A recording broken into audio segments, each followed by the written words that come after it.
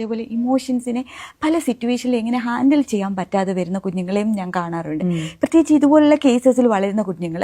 കാരണം എപ്പോഴും അവർ കൺഫ്യൂസ്ഡ് ആണ്. ഇന്ന് എൻ്റെ അച്ഛനും അമ്മയും നല്ല ഹാപ്പിയാണ്, നാളെ ഹാപ്പി അല്ല, അതിന് നെക്സ്റ്റ് ഡേ ഹാപ്പിയാണ്. ഇന്നേരം ഇവർക്ക് ആന്റിസിപ്പേറ്ററി ആൻസൈറ്റി കൺസിസ്റ്റന്റ് അല്ല, ആന്റിസിപ്പേറ്ററി ആൻസൈറ്റി, നാളെ എന്ത് സംഭവിക്കും എന്നുള്ള പേരിൽ. അപ്പം എപ്പോഴും ഒരു എക്ഷലിൻ്റെ മേളിൽ നടക്കണ പോലെ ആയിരിക്കും കുട്ടികൾക്ക് തോന്നുക.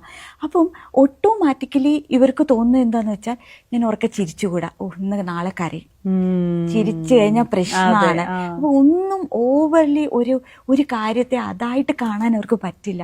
ആ പെർസ്പെക്റ്റീവിൽ കണ്ട് ആ മൊമെന്റിൽ പ്രസന്റ് ആയിട്ട് അതിനെ എൻജോയ് ചെയ്യാൻ പറ്റില്ല.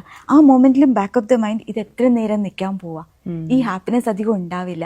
ഈ ട്രോമയായിട്ട് ചിലപ്പോൾ മായയ്ക്ക് പോലും ഇപ്പൊ കണക്ട് ചെയ്യാൻ പറ്റും. ഈ ട്രോമയിൽ ജീവിക്കുന്ന ഒത്തിരി ആളുകളില്ലേ, മനസ്സ് തുറന്നൊന്ന് ചിരിക്കാൻ പറ്റാതെ ഇരിക്കുന്ന ഒത്തിരി ആളുകളുണ്ടാവും. ഇതെല്ലാം സ്റ്റാർട്ട് ചെയ്യുന്നത് ചൈൽഡ്ഹുഡിലാണ്.